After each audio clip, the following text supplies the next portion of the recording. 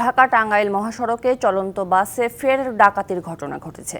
গেল মধ্যরাতে মির্জাপুরের গোড়াই এলাকায় এই ঘটনায় এক পুলিশ সদস্য সহ 4 যাত্রী আহত হন। এক ডাকাতকে আটক করেছে পুলিশ। এ ঘটনায় মহাসড়কে নিরাপত্তা জোরদারের দাবি উঠেছে। মঙ্গলবার রাতে ঢাকা থেকে রাজশাহী যাচ্ছিল আব্দুল্লাহ শিশির পরিবহনের একটি বাস। রাত ৩টার দিকে ঢাকা টাঙ্গাইল মহাসড়কের গোড়াই ফ্লাইওভারের কাছে পৌঁছালে বাসের নিয়ন্ত্রণ নেয় যাত্রী বেশে থাকা একদল ডাকাত।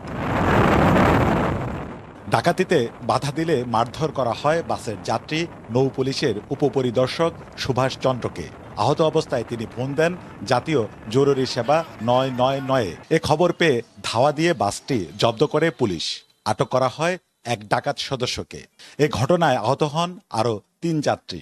আমার এক হচ্ছে ইয়ার ধরেছে চাপড় আর একটা হচ্ছে চাকু ধরি আমাকে এভাবে সৈন্যকে উঠাই লিতে গাড়ির থাকি রানিং অবস্থাতে লিয়া ওরা গাড়ি চালা ধরলে হচ্ছে আর চিনতে পারিনি তাকে হবে পরে যখন সব মাছ করে দেওয়া কি করে চিনবো।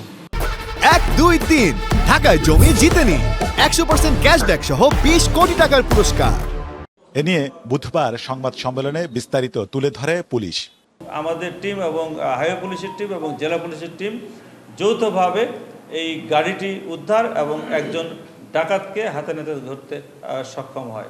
গাড়ি এবং আসামি টাঙ্গাইল মির্জাপুর থানার হেফাজতে আছে এবং পরবর্তী আইনগত ব্যবস্থা প্রক্রিয়াধীন।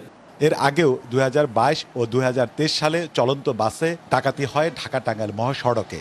এমন ঘটনার পুনরাবৃত্তি ঠেকাতে মহাসড়কে নিরাপত্তা জোরদারের দাবি যাত্রী ও চালকদের।